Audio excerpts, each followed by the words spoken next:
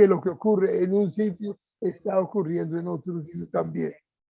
Este teléfono aquí me está fallando un poco, pero los problemas nacionales que están ocurriendo en otras reservaciones en Nuevo México, en Arizona, donde tienen problemas la extracción de minerales y el uranio.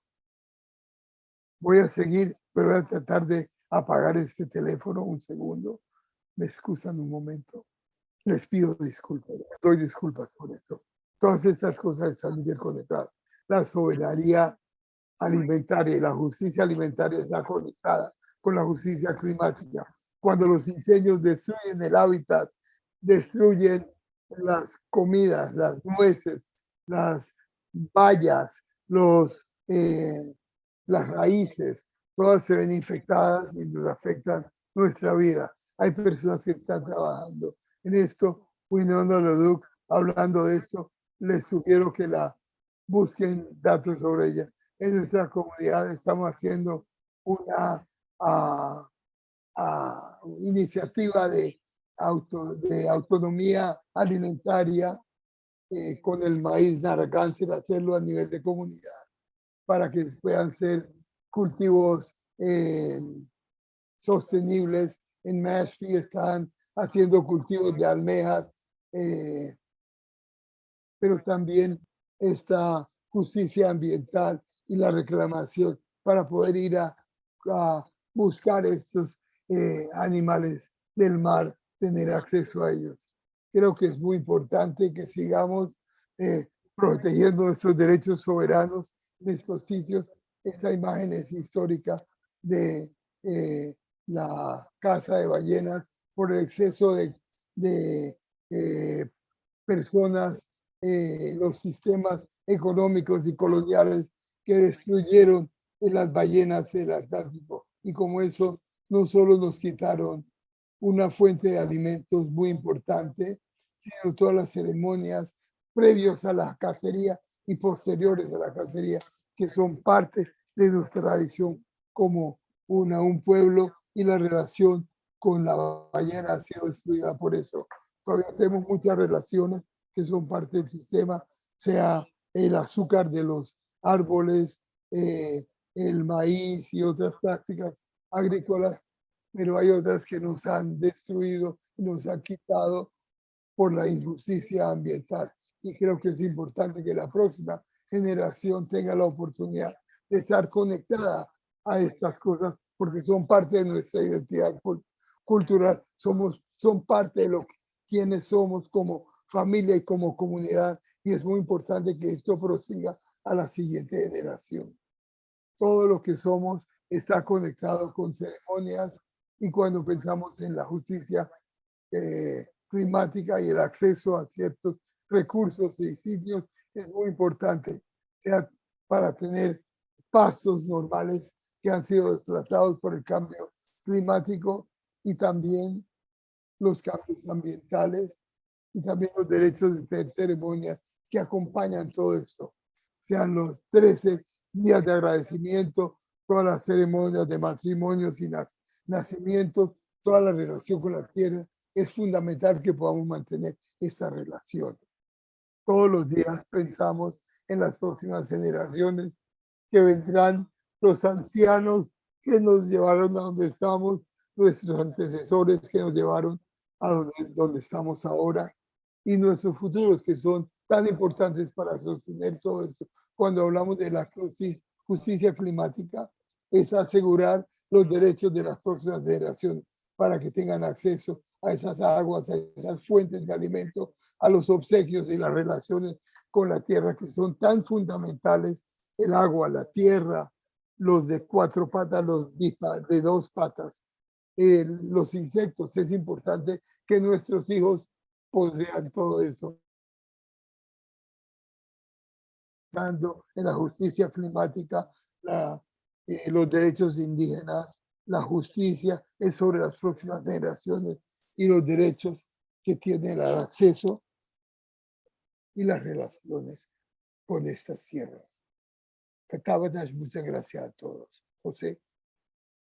Invitar a mi amigo y Wabanaki, en la Universidad Programador de Maine, que se ha enfocado en las comunidades indígenas y cómo resisten y ejercen la resiliencia y cómo se oponen a la destrucción del medio ambiente y las tierras y las aguas indígenas. Muchas gracias. Muchas gracias. Es un honor reunirme con ustedes esta tarde. Siento que siguiendo los pasos de Lorraine es difícil, sobre todo la información que nos ofrece en tan poco tiempo. Aprecio mucho todo lo que usted ha compartido, Lorraine. Van a haber ciertas similitudes en lo que les digo. Me estoy reuniendo aquí con ustedes desde mi Endere, Maine, que es un territorio indígena que llamo Henemanganage, que quiere decir loma del pavo. Hay muchos pavos o guajalotes en esta zona. Ante todo, en el interés del tiempo, quiero compartir mi pantalla y también mis diapositivas. Quiero reconocer mi estudiante anterior de posgrado hizo parte o obtuvo la información, la recopilación de datos, algunos de los puntos a los cuales me voy a referir hoy, y también muchas otras personas que trabajaron de manera colectiva son estudiantes de culturas indígenas y increíblemente tienen un sentido de mucha cooperación y quiero agradecerles y mencionarlos. Algo que quería presentar ante todo es la idea sobre la justicia climática, porque son los precursores. Lorraine ha destacado algunas de estas situaciones donde los indígenas son los líderes en la resistencia y otros aspectos de la justicia climática. Conceptualmente, cuando nos referimos a justicia climática, es una puerta de entrada. Algunos reciben más el impacto de esos cambios climáticos y existe una justicia desproporcional en las políticas de acoplamiento y eso es un impacto que tiene un aspecto o presentación inicial, pero hay otros marcos éticos y otros marcos como personas indígenas que tenemos que traer a colación en esta discusión que tiene que ver con nuestras relaciones y responsabilidades, no solamente con los seres no humanos, sino también en las generaciones futuras. Quiero, por lo tanto, para aquellas personas indígenas, son los valores de nuestras tradiciones que son parte de nuestra conversación aquí y verán ustedes en nuestra conversación que hay marcos políticos que traemos aquí a discusión y los sistemas de acción comunal o colectiva. Uno de los puntos alrededor de la justicia climática es qué tan vulnerable somos nosotros al cambio climático como seres indígenas y en términos generales nos consideran muy vulnerables debido a que nuestra existencia basada en la Tierra y también estamos viviendo a través del globo y nuestra manera de responder y ser resilientes ante estos cambios climáticos. Quiero hablar sobre estos tres puntos importantes de el último estudio que tuvo un capítulo separado sobre los indígenas. Creo que está muy bien planteado este capítulo que nos orienta a través de tres mensajes muy importantes sobre cómo tiene este impacto a través de los indígenas, a través de los Estados Unidos, por ejemplo, el modo de vida y las economías de los indígenas y el riesgo a los cuales están sometidos. Esto alrededor de la discusión de nuestra capacidad de alimentarnos a través de métodos tradicionales, a través de los sistemas económicos existentes. Una de las cosas o puntos que representan la vulnerabilidad del indígena es que nos encontramos en zonas rurales aquí en los Estados Unidos y las infraestructuras y recursos para adaptarse, estamos en desventaja debido a las acciones y las respuestas a los cambios climáticos. El segundo punto, y es donde comenzamos a entrar en materia de marcos indígenas, es que nuestros valores físicos, mentales están a riesgo, nuestra salud, más allá de nuestro bienestar físico, existen las conexiones y nuestras interacciones que están ahora amenazadas y que tendrán un impacto muy grande con respecto a nuestra salud, variando de comunidad a comunidad, pero en términos generales, nuestro acceso a los sistemas de salud, la infraestructura existente ya está a riesgo y esto va a impactarse debido al cambio climático. Y la tercera parte del enfoque de este capítulo es que la adaptación, el manejo del desastre y el desplazamiento y la reubicación de las comunidades afectan nuestra experiencia con el impacto del cambio climático y nuestro poder adaptarnos al manejo de este desastre y cómo lidiar con los sistemas y los cambios dramáticos. Van a ser un tema crítico dentro de las próximas décadas sobre esto. Al hacer la investigación comenzó con un apoyo que recibieron en el 2014-2015 para desarrollar marcos para la adaptación a través o a raíz del cambio climático y tuvimos la suerte de participar en las ciencias sociales alrededor de esto, pero ya se había percibido como un proyecto basado en la comunidad, influenciado con métodos de investigación y también con la ayuda comunitaria. Uno de los puntos con respecto a la resiliencia y adaptación que muchos de los indígenas están empleando en términos de adaptarse y las discusiones, y yo estoy seguro que Casey va a hablar de esto más adelante, tiene que ver con esta noción de que la adaptación se basa en nuestra resiliencia comunitaria y social, en vez de la adaptación, resiliencia con respecto al recibo de recursos para sobrevivir físicamente, nuestra capacidad para adaptarnos, empleando nuestra cultura como recurso crítico, va a ser el marco que nos va a servir a nosotros y nos va a llevar a las próximas generaciones. El otro aspecto que por análisis es lo que yo considero y otros también vieron en nuestro empleo colectivo y que todavía lo estamos haciendo es la diplomacia Wabanaki se movilizó y fue movilizada de maneras muy importantes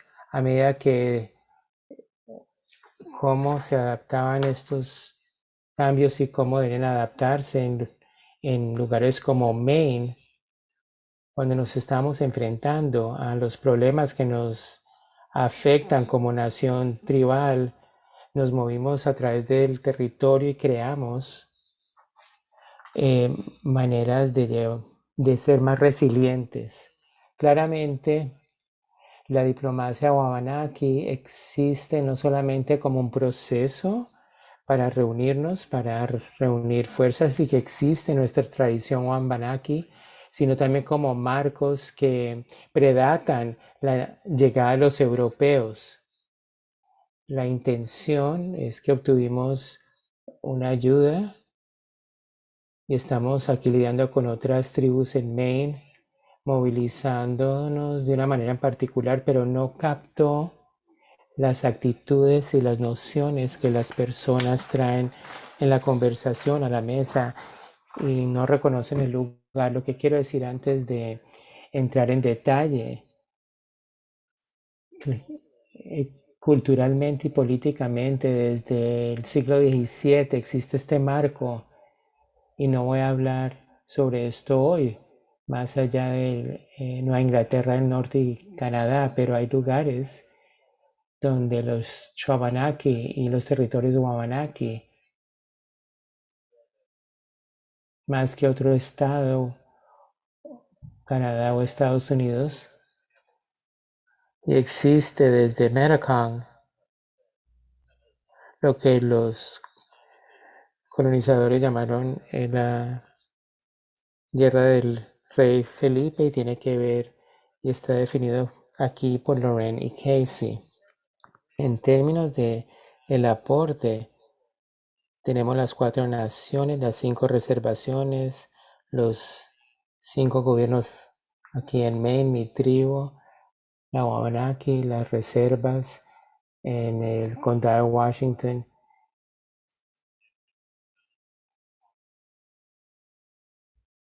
llamados la nación Whipmac, pero eso no capta, como ustedes pueden darse cuenta en la parte izquierda de la diapositiva, son las tierras a través del estado. De maneras complicadas son como las semillas de la colonización de 1980, pero hay un cuadro más amplio a medida que nos movilizamos y desarrollamos nuestros planes de adaptación climática. Están atadas a estas zonas o lugares específicos y lo que está ocurriendo en esos territorios. Y en términos generales o más amplios, para nosotros aquí, cuando pensamos en Wabanaki, esto con respecto a la nación trivial o tribal a través de Nueva Inglaterra Norte, también en Canadá, con Massaquoi y Manasí, Mi'kmaq, Abenaki, la relación de a través de esta frontera y nuevamente en la parte sur de Nueva Inglaterra, la relación y la diplomacia nuevamente que va al tiempo de Metacom. Yo creo que esta noción de que algo como el cambio climático y cómo nos afecta o nos impacta a todos, tenemos que de manera colectiva actuar a través de nuestros territorios y nuestras naciones, porque esto cambia y modifica nuestro empleo y nuestra movilización para adaptarnos a los cambios climáticos. O sea que la diplomacia basada en relaciones multinacionales y multiculturales como la nación Wapanaki, creando protocolos y formas de diplomacia que incluyan cosas como el discurso persuasivo que Matthew Dennison alude en el numeral 2, como también los protocolos, son procesos importantes para tomar decisiones colectivas.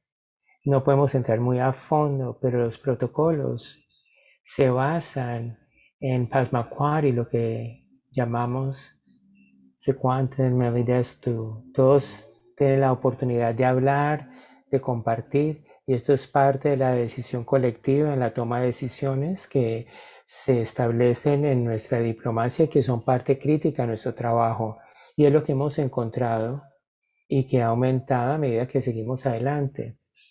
O sea que en términos de las amenazas, el trabajo para esta ayuda es tratar de identificar las amenazas en el territorio y como usted puede observar, esto está ocurriendo en maneras importantes a través de diferentes naciones tribales.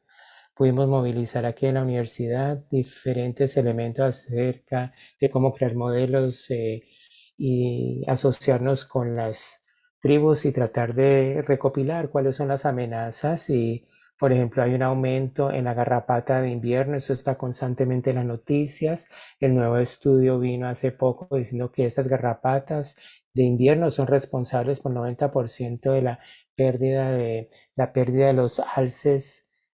Esto ha sido o ha creado un impacto muy grande en la población del alce, que es una forma principal de alimentación, como también en las amenazas en aumento de las temperaturas, las aguas en las prácticas de pescadería y otras especies culturales que son amenazadas por las garrapatas de invierno, como también otras especies invasivas. a través de las tribus. Nuevamente, resiliencia basada en nuestra cultura. Las prioridades que se enfocan o que podemos enfocar es reinvertir en la lengua, en el lenguaje, en nuestras historias. Estas son las semillas o los marcos que nos van a guiar a través de estos cambios climáticos. Otro punto importante es la manera en que la soberanía alimentaria y los programas que menciona Loren son tan críticos en nuestro trabajo para movilizar los puntos tan importantes que crean las comunidades indígenas a ser más resilientes y crear pues este espíritu de soberanía. Las prioridades también son para crear relaciones y crear el plan de adaptación para acciones colectivas o comunitarias, acción comunal, como también la soberanía alimentaria, para que diferentes naciones desarrollen sus especialidades. Y esto lo podemos ver ya desarrollándose. Ciertas tribus están invirtiendo en recursos renovables de pescadería, otros dedicándose más al trabajo de agricultura y otros, y así la lista sigue. Y por último, la otra prioridad ha sido el trabajo para proteger los lugares en contra de la erosión, lugares críticos, porque estos lugares o sitios son el origen de nuestra narrativa, de nuestra historia. Estos son los puntos que queremos desarrollar para adaptarnos en nuestros planes a raíz del cambio climático. También la idea de escribir a través de la Confederación un plan de adaptamiento alrededor de la seguridad alimentaria es un descubrimiento muy importante. Por último, y casi vamos a terminar, adicionalmente, esta reinversión escuchando a las madres del clan y la manera de decisión o de tomar decisiones para crear una identidad y agregar esta a la discusión sobre nuestra adaptación, usando, por ejemplo, la Declaración de las Naciones Unidas de las Naciones Indígenas y tratar de crear esa acción, hacer o crear temas de educación con respecto al cambio climático, tratar de motivar a los jóvenes para integrar y crear programas de participación en proyectos prácticos y útiles, promover y crear o tomando funciones de liderazgo para que puedan identificar dónde debemos invertir para la adaptación a raíz de los cambios climáticos. O sea, uno de los proyectos que estamos ahora desarrollando es crear un marco de estrategias inspiradas por el trabajo que fue creado en el Medio Oeste, en la zona de los Grandes Lagos, en las tribus ubicadas allá y observar toda una carta o menú de maneras de adaptarse a raíz de estas culturas que adoptan estas estrategias dentro de los marcos indígenas sobre el manejo de nuestras tierras. Creo que me excedí un momento, pero creo que todo valió y es importante para todos. Absolutamente, Darren. Agradezco mucho su conocimiento y su trabajo continuo en este cambio o en este campo.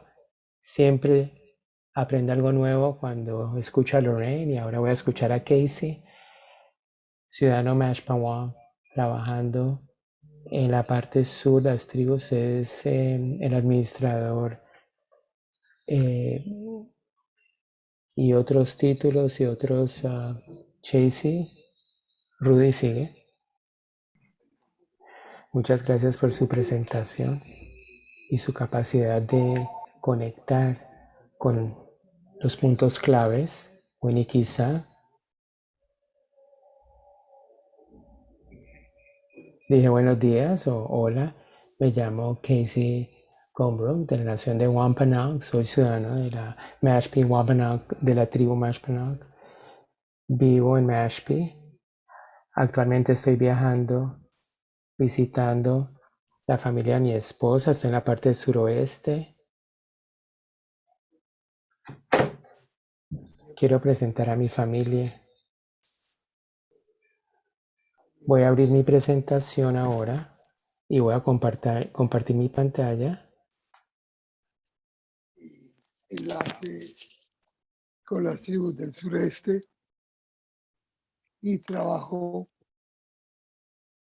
dando apoyo técnico a las naciones tribales que están trabajando con o adaptándose al, al cambio climático, y en mi papel de enlace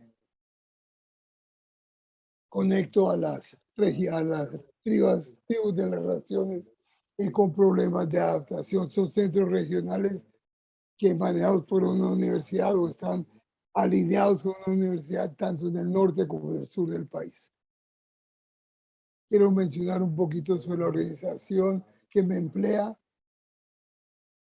Es una organización sin fines de lucro que se estableció en 1969 y trabaja con muchas naciones. La misión es mejorar el desarrollo de naciones tribales reconocidas y mejorar sus capacidades de trabajar con los miembros UCED y trabajar con problemáticas de políticas y cosas muy amplias y tienen que ver con salud pública, el entorno, el medio ambiente y desarrollo económico. Lo que vemos aquí a fines de los años 60, UCED fue iniciada por líderes tribales de 4 naciones y ha crecido a ser naciones muy amplias. La segunda imagen muestra la junta directiva de UCED, que son dirigentes tribales de todas las naciones que están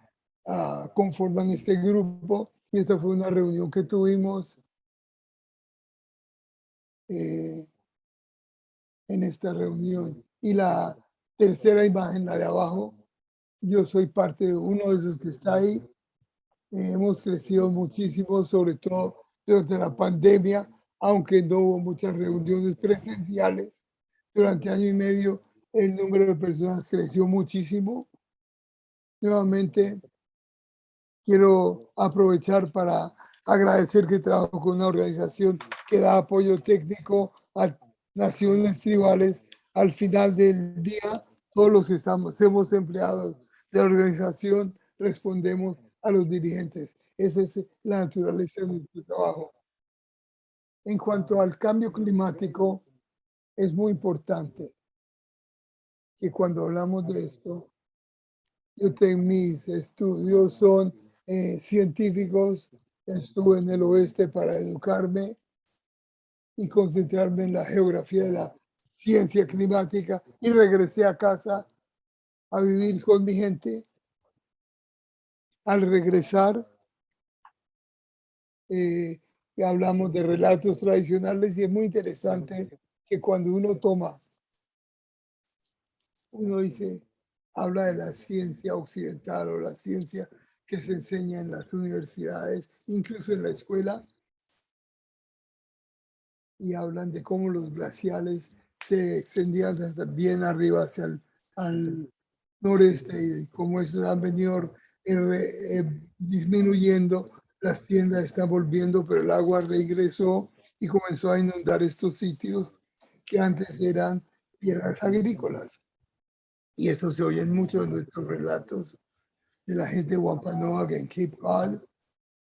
Es parte de nuestra historia, de nuestra memoria, donde podemos caminar desde Cape Cod hasta Camp Rock, que es lo que llaman la isla de Martha's Vineyard. Y aún más atrás hay 200 millas hacia mar adentro, a Georges Bank, que en un tiempo en nuestra historia era terreno seco. Y hoy todo está muy, muy lejos del mar adentro. Nuestros antepasados y los relatos históricos hablan de esto. Lo que se ve aquí es una imagen. Yo trabajé con mi tribu, tuve que trabajar, fue un placer trabajar con los Huachaque Green. Tuvimos un campamento para jóvenes todos los días, hablando de todo el ambiente, la ciencia y el cambio climático. Y el objetivo era que los científicos, nuestros antecesores también eran científicos y la ciencia vino de nuestros idiomas y lenguajes y nuestras experiencias y todo está plasmado en los relatos que contamos tradicionalmente. También hay ciencias que se basan en los idiomas latino y griego, es el clima, es una palabra griega, así que tratamos de comparar las dos cosas y de explicar a nuestros jóvenes que ellos pueden tomar valor de nuestra propia ciencia, los conocimientos tradicionales, ecológicos tradicionales, son parte de lo que se sabía antes y se pueden utilizar y compaginar con lo que está ocurriendo hoy en día.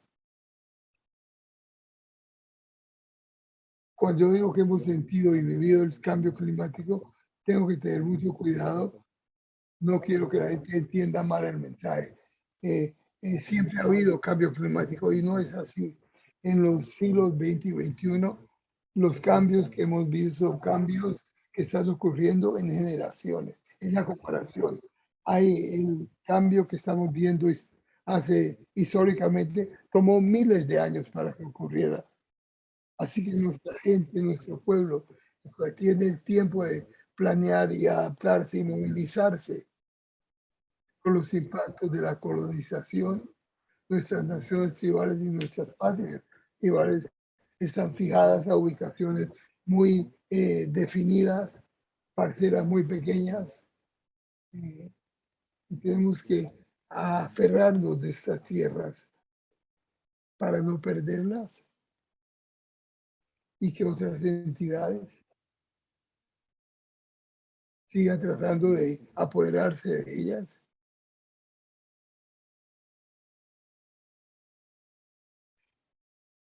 Con el cambio climático que estamos observando hoy, estamos viendo cómo aumenta el nivel del agua en el mar, cambios en los sistemas climáticos, los coníferos están subiendo a alturas más altas.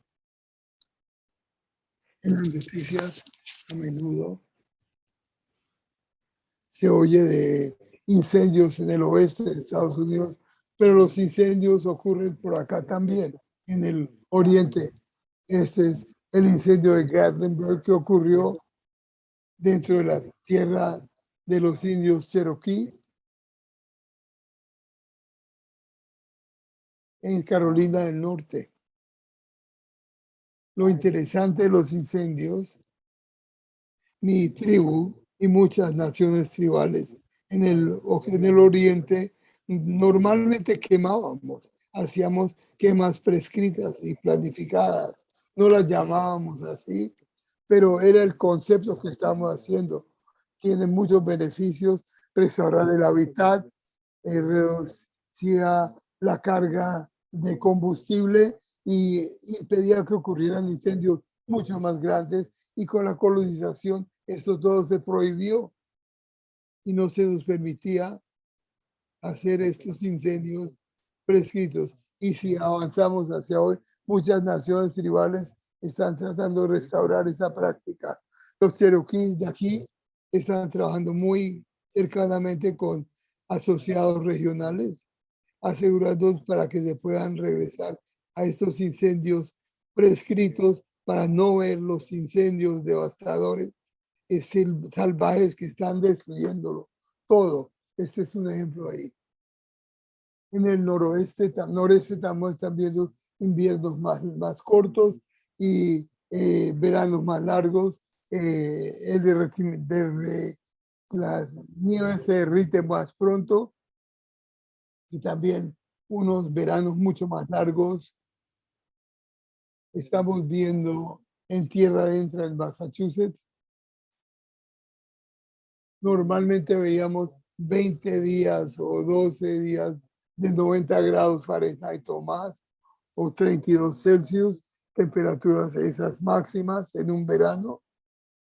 Algunos veranos ahora estamos viendo 15 a 20 y estamos cambiando proyecciones, estamos viendo 25 a 30 días de más de 32 grados, y esto tendrá un sistema gravísimo en el ecosistema y los parientes nuestros, como se mencionó antes, en esos ecosistemas. También estamos viendo eventos meteorológicos extremos, los ciclones, estamos viéndolos ahora mucho en Cape Cod. No es que los ciclones nunca habían ocurrido, eran ocasionales, y uno de los más devastadores en pérdida de vida ocurrió en Worcester en los años 50, en el centro de Massachusetts, pero lo que estamos viendo ahora es más frecuencia. Y lo que está pasando en Cape Cod es que cada verano hay por lo menos un ciclón, un tornado. Y eso es lo que se ve aquí en esta imagen. Cuando hay un tornado y una advertencia, quiere decir que algún ciclón tocó tierra y las condiciones de las nubes son inminentes. Hay que esperar que pase la tormenta y después se ven los daños y ver si tocó. Pero la imagen a la derecha es la gestión el Departamento de Gestión de Emergencias y de nuestra tribu, y eso está viendo que trabajar mucho más a menudo. También el aumento del nivel del mar, también ha habido 8 o 9 pulgadas de aumento de 4 centímetros el nivel del agua, y puede variar, donde la tierra está hundiéndose y también están aumentando los mares. Pueden ser en cada medio metro de aumento o de cambio. Se puede ver esta bahía, árboles que estaban fuera del agua, por ejemplo, este cedro ahora no puede tolerar mucha sal en su sistema de raíces, y donde ahora hay intrusión del agua, como el agua salada, como se ve aquí en New Jersey, son muy dañinos a áreas que son muy importantes para nosotros. Así que tenemos que cuidar y monitorear todo esto. Los alimentos también, gran parte de nuestro alimento viene del agua, y a medida que cambia la temperatura del agua, nuestros parientes animales que esperaban cierta temperatura están cambiando de donde viven. La langosta, los peces de agua fría y los crustáceos están subiendo hacia el norte buscando refugio en aguas más frías. También estamos viendo peces como este Black Sea Bass, se ven con más frecuencia. Eso tiene un impacto en la disponibilidad de agua, de comidas y alimentos tradicionales. Nuestra organización tiene un programa climático, es un programa pequeño en envergadura, son 2 personas nada más, trabajamos para dar apoyo técnico a las naciones tribales que están trabajando en la adaptación al cambio climático. Damos apoyo técnico o tratamos de unir a la agencia de la nación tribal con personas que pueden ayudarles. Formamos muchas asociaciones, muchas naciones están trabajando con subvenciones para adaptación al clima, y estas son trabajo que requiere mucho esfuerzo. Puede tomar varios años para publicar uno de estos planes que hemos desarrollado, porque hay que trabajar con todos los departamentos, ver cómo los ha impactado cada uno, cada sector se ve impactado, y incluir eso en el documento y hablar de cómo va a cambiar, hacer proyecciones hacia el futuro. Así que hacemos muchos talleres y mucha capacitación trabajando con las naciones tribales que se han visto, los gobiernos tribales les han dicho que tienen que trabajar en esto. Para ir concluyendo, hablo a menudo con centros de científicos y personal e investigadores que tienen un interés en trabajar con las naciones tribales, sobre todo en el espacio de conocimientos ecológicos tradicionales. Y quiero decir varias cosas que debemos pensar al hablar de esto. Siempre es importante hablar con las naciones tribales con respeto. Es importante pensar por qué estamos hablando de esto. Es porque hay una obligación eh, de gobierno, hay una confianza y obligaciones de los tratados firmados, porque existe Estados Unidos en terrenos tribales. Estados Unidos tiene que dar recursos y apoyo para las naciones tribales para cuidar de todo lo que tenemos en nuestras tierras. Así que los del el gobierno federal debe aportar de ahí viene eso. Otras personas tienen un interés personal en trabajar con las naciones tribales y las comunidades indígenas, siempre y cuando no haya problemas de apropiaciones de nuestra información cultural propia, cuando las personas están interesadas en trabajar con las comunidades. Es importante manejarlo muy lentamente y respetar claramente qué es bueno y qué no es bueno. Hay que hablar honradamente como les hablo yo a ustedes. Es importante que haya honradez y franqueza en hablar.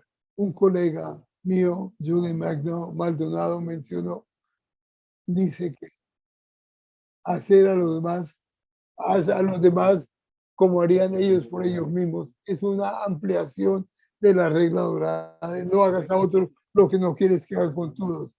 Hay que aprender sobre culturas en formas que son diferentes a las propias, para que uno diga, porque eso no me molesta a ti, porque te molesta a ti.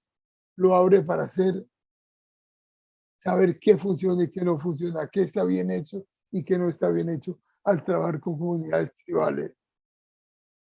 Tratar de entender el mundo desde la perspectiva tribal y también utilizar terminología que los pueblos y las naciones utilizamos propiamente, como alta estima y autorrespeto.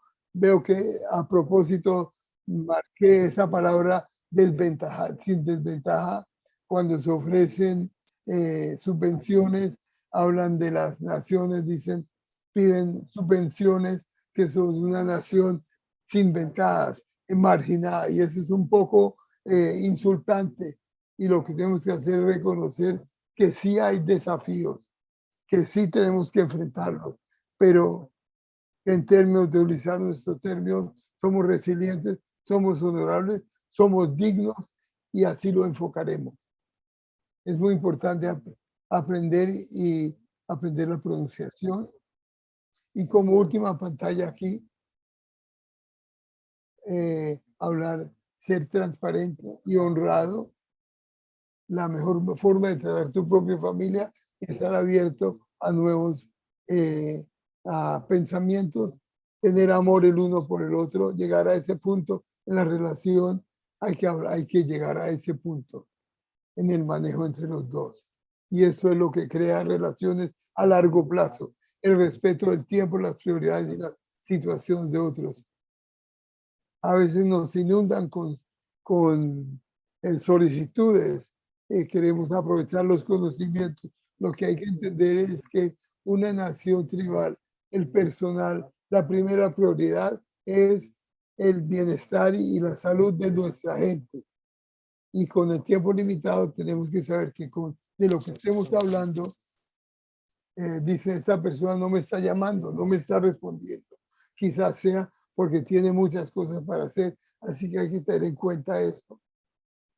Al entenderla, las naciones tribales son como un país, tenemos reglas, protocolos, leyes, los líderes dirigentes son como presidentes y los consejos son como el Congreso.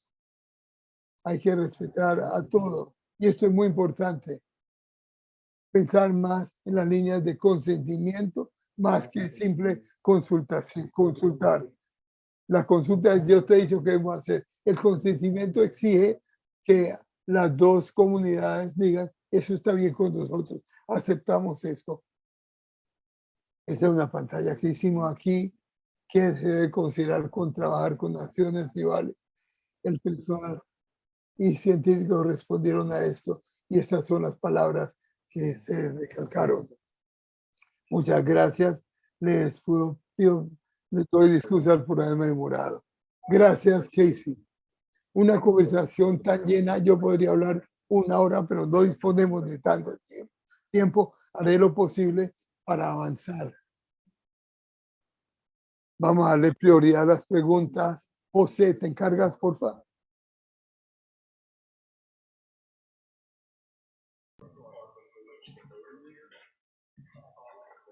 Esto con respecto a la charla con mis parientes de Quintana Roo, Se y es trata de lo esta: siguiente. ¿cómo ¿Cómo pueden pueden los conocimientos el tradicionales conocimiento sean reconocidos ecológico como tradicional sea una una fuente fuente importante y importante vital por para parte de científicos no ciudadanos no nativos nativos que que tienden solamente a no piensan solo que la pensar ciencia que occidental la es la ciencia única fuente occidental de es la la única verdad y de fuente conocimiento? de información verdadera? Muy Esa es una difícil buena esa pregunta. pregunta. Hay unos recursos maravillosos en mi región. Hay de por fuera, cuando Casey hable de sus ejemplos, yo tal vez pase a mi escritorio y tome eso. Pero si quieren leer algo que hable de eso, el de Robin Wall Kimmerer, Braiding Sweetgrass, es una científica occidental y es indígena. Ella habla de el entendimiento y la persuasión y la necesidad de entender y persuadir a personas que la ciencia ecológica tradicional son conocimientos, saberes valiosos. Hacemos muchas presentaciones sobre eso y que hablan de eso, y la ingeniería y botánica y biología y química, todas esas están incluidas ahí, y unos ejemplos de ciencia, pero en mi pantalla, en esa presentación, son 25 cosas y quizás más. Todo está entrelazado y es muy importante que las personas entiendan eso, y es cuestión de persuadir. Dale, José. Y tratando de expresar el entendimiento de cómo el indígena conoce, cómo entendemos la ciencia hoy. Y a veces las personas cierran, los científicos no pueden entenderlo, pero yo uso eso como un momento para enseñar y demostrar lo contrario. Es la gente indígena que está cerrándose cuando la manera occidental de entender la ciencia de una manera recta y como en una línea es causa y efecto, pero no toman en cuenta holísticamente lo general. Yo creo que el conocimiento ecológico es holístico porque tiene que ver con relaciones, es con respecto a otros y la reciprocidad. Quiero agregar además, en la presentación estaba tratando de presentarles a los estudiantes lo siguiente: la ciencia tiene mucho que ver con cultura. Por ejemplo, la ciencia viene del latín ciencia, según mi entender, una manera de conocer de manera sistemática, es para entender el mundo que nos rodea. Cada cultura del mundo tiene un modelo similar, y yo pienso que si logramos transmitir esta idea y cómo el sistema de valores juega en todo esto, como dijo Lorraine, hay que analizar todo de manera global, holísticamente, y ver la relación que uno tiene con el alrededor, y esa es la manera en que las tribus y las naciones indígenas analizan. Tenemos diferencias entre las distintas tribus, pero estos temas sí pueden compartirse. Quiero recalcar, cuando hablamos de la ciencia occidental, por ejemplo, yo enseñaba en una universidad indígena. Antes de ir a la casa hablábamos de la ciencia occidental y las tradiciones, y decían el oeste, ¿eso de dónde viene ese concepto de oeste? Y me di cuenta que estaba tomando esto a la ligera, y la ciencia que se desarrolló cuando estábamos analizando la zona mediterránea no era una nación aislada, tenía influencias que venían de el producto de ciencias del norte del África, del este, de naciones del Asia, por ejemplo. esa información se había compartido y había cruzado las naciones. O sea que la pregunta, si es importante que los científicos occidentales deben entender que la ciencia está viva y existe en diferentes naciones, en diferentes grupos. Y con esto terminó mi respuesta. Gracias, Casey Loren. Cedric, un punto importante. Quiero colocar en el chat, pero no estoy seguro si todos pueden leerlo. Aquí otro libro, Poder y Lugar, es sobre, aparentemente es educación, pero hay mucho contenido de el conocimiento científico indígena y el siguiente es ciencia autóctona o nativa, leyes naturales y bueno, muchas gracias, lo voy a colocar para que todos puedan y Gabriel va a hacerse cargo de que toda persona registrada sepa esto. Loren, esto es específicamente una pregunta, pero voy a ampliarla. Voy a incluir también a Casey con respecto a las naciones indígenas con quien él ha trabajado, cómo han sido incluidos en la acción de plan ecológico. Es una buena en Rhode Island. Yo trabajo para una organización sin ánimo de lucros. Mi esposo es quien maneja el departamento que está muy involucrado eh, con respecto a la justicia climática y trabajos de cambio climático, como también adaptación, resiliencia. Sé que trabajan en RCS, que es, a ver, recursos naturales. Es una oficina de el departamento de USAID.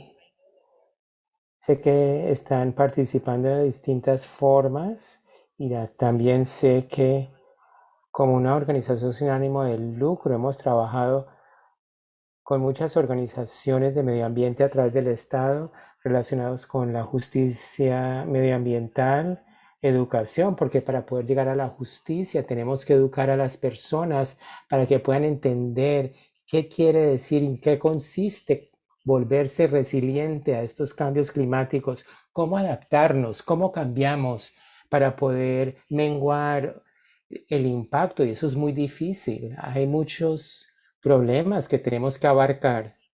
Y Casey se refirió a estos, como también las naciones literales, a pesar de que nos están empujando desde las riberas y el litoral hacia el interior, a medida que estos cambios ocurren rápidamente, tenemos que atenderlo. Nosotros como organización somos afectados y tuvimos muchas pérdidas con las aguas. En el 2010 nuestros museos se encuentran en una loma, pero detrás de esta hubo un descargue de aguas y no tuvimos acceso en ningún punto para poder salir de las aguas torrenciales y esto causó mucho daño para poder obtener los medios financieros eh, para poder lidiar con estas inundaciones, para poder liderar nuestra organización. Tenemos que pensar sobre estos puntos. ¿Dónde construir un museo nuevo? Tuvimos que pensar sobre cómo combatir las inundaciones, cómo los pueblos van a planear aquí a 50 años con el cambio climático, cómo van a terminar esos territorios durante ese plan de 50 años. Todos los puntos de acceso donde iba a estar ese museo hubiesen estado debajo de las aguas y eso es una situación que asusta. No estamos hablando de 500 años, estamos hablando de 50 a 100 años debido al aumento. Creo que fue Casey quien lo mencionó, o tal vez fue Darren, la rapidez en que todo esto está cambiando. La crisis climática es por el impacto del ser humano hacia y todo lo relacionado con los gases y los carbonos que están llegando a la atmósfera y cómo nuestra Tierra está lidiando y creando este cambio climático en nuestras aguas. Sus temperaturas suben, no hay duda de esto. Las criaturas marinas se están yendo hacia el norte buscando aguas eh, más frías. Todo está cambiando y tenemos que adaptarnos, ya sea que nos guste o no. Tenemos que cambiar debido a las circunstancias y tenemos que planear. Muchas gracias a ambos. La otra pregunta, y obviamente no vamos a poder atender todas las preguntas, pero actualmente existen ejemplos de adaptación al cambio climático en el occidente que respetan las naciones indígenas y las comunidades tribales, pues en concordancia con esas tradiciones indígenas. En otras palabras, alguien está haciendo las cosas bien con respecto a relaciones recíprocas, respetuosas. Yo puedo dar un ejemplo del cual tengo conocimiento. Por ejemplo, yo sé que existe un programa llamado el Menú de Adaptación para las Tribus o Naciones Indígenas. Esto proviene de la zona de los Grandes Lagos del centro oeste, y estas son las siguientes tribus indígenas, entre ellas la Oneida, en la zona en Wisconsin,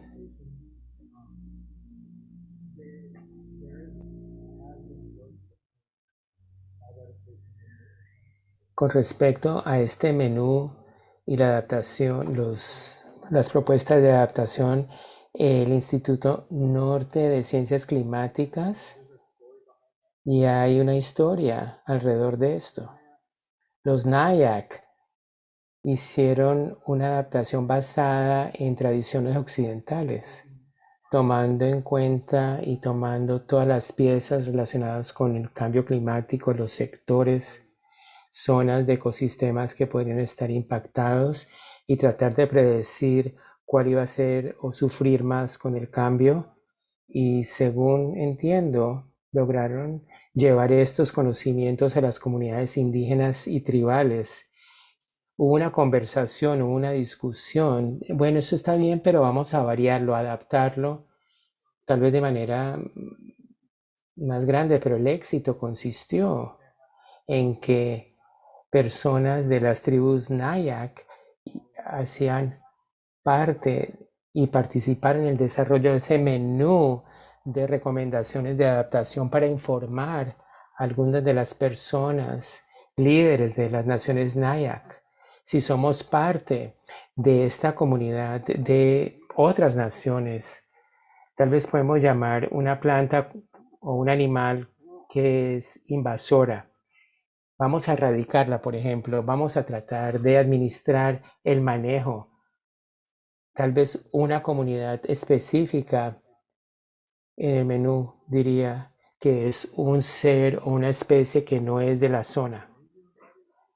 Tal vez no tratemos de erradicarla, tal vez tratemos de buscar la manera como hacer que entre dentro de ese nicho. Si está ocasionando daño, pues analicemos por qué hay que hacer. Pero en conclusión, creo que cuando los grupos indígenas trabajan de manera cooperativa, es como se obtiene ese éxito, o escuchamos esas tácticas distintas porque son compartidas y conversadas. La siguiente pregunta: ¿ve usted algún potencial en los jardines botánicos o centros de árboles para la conversación de especies botánicas hacia el futuro? Sí, claro que sí. Tal vez yo no lo llamaría en esos términos, pero al planear para nuestro museo en Camacuac, 6 años de programa, nuestro propósito es que las plantas indígenas y nuestros plantíos y jardines entren dentro de el conocimiento ecológico tradicional. ¿Qué plantas son medicinales, por ejemplo? ¿Cuáles plantas son de carácter espiritual o tecnológico? ¿Cuáles son fuentes alimentarias? Esas áreas que estoy mencionando, por ejemplo, usted podría pensar en Bull Rush. Son todas esas cosas, nuevamente, cuando hablamos de un enfoque holístico o generalizado, muchas de estas plantas son obsequios, son medicinas, son útiles, pueden tejerse. Nuestras fuentes alimentarias o plantas espirituales que se usan en ceremonias, como por ejemplo el uso del tabaco o las hierbas dulces, porque el cedro básicamente uno está agradeciendo ese obsequio, es como una ceremonia en sí, y eso es algo que vive y por lo tanto contiene espíritu. Todas esas cosas están ocurriendo no solamente en lugares como en el Museo Tamawag, sino hay miembros de la tribu quienes tienen organizaciones voluntarias que se llaman los Jardines Temeshuacan y ayudan que las comunidades comiencen a adaptar estos jardines tradiciones en Kingstown, en Wakefield, en esas zonas. Y luego existe la iniciativa soberana Narragansett, que ahora se ha mudado a la finca Massachusetts, quieren llamarla, disculpe, no recuerdo cómo lo mencionó, pero son artículos que no son solo medios de alimentarios, sino que pueden crear arte o formas de manifestación, como por ejemplo máscaras o muñecos hechos de el haz del maíz y pueden tejerse. O sea que esto todo está ocurriendo, no solamente en nuestra área, sino también son dos o tres ejemplos de cómo está manifestándose esto. La gente joven, por ejemplo, tienen mucho interés. Son como los adolescentes de 20 o más años quienes están dedicándose a la agricultura, no solamente a la agricultura de por sí, sino también eh, la recopilación en el campo abierto de hierbas que pueden servir de medicina, las setas, los hongos, comida, ya sean arándanos, que tal vez el promedio de la gente sabe, pero la mayoría de la gente no sabe cómo recoger y reconocer todas estas diferentes setas y saber cuándo hay que cosecharlas, cocinarlas para que puedan servir de alimento. O sea que hay ese conocimiento que se está pasando de una generación a otra y las personas se sienten muy apasionadas en crear jardines, por ejemplo, de hongos, setas, para que cuando tengan que cortar un árbol, poder introducir esas esporas, por decirlo así, en ese espacio del árbol que fue recortado. Quiero agregar además, porque creo que es importante reseñar que si llamamos esto un jardín botánico o plantas tradicionales, un jardín de plantas tradicionales, creo que es importante introducir estos espacios dentro de las zonas ya construidas. Tenemos nuestros programas de vivienda, por ejemplo, de escuela, de educación, de centros de resguardos para niños. Todos esos espacios sirven para crear lugares que le dan la bienvenida a la gente, al espíritu. Es importante introducir esas plantas, esos jardines, para crearle a ese espacio una energía positiva, para promover la conexión. Y quiero además reseñar que a través de los Estados Unidos, tal vez 60 o 70% de los indígenas viven en lugares urbanos. Tenemos personas en Boston, en New Bedford, en lugares citadinos. Y creo que la idea de ese jardín ayuda a que la gente se una y logre reunirse en esos jardines. Esta conversación ha sido rica. Sé que cientos de personas nos acompañan en diferentes momentos de la discusión. Quiero agradecerles por sus conocimientos, sus perspectivas, que se basan en su pasión, su conexión hacia su nación, su gente, sus estudios, su experiencia, y hablar de estos puntos que me parecen tan importantes, tan críticos, las comunidades indígenas, su pueblo, su gente, el poder de su gente, y cómo podemos emplear los obsequios, el conocimiento de sus antecedentes para podernos preparar con resiliencia al ejercer,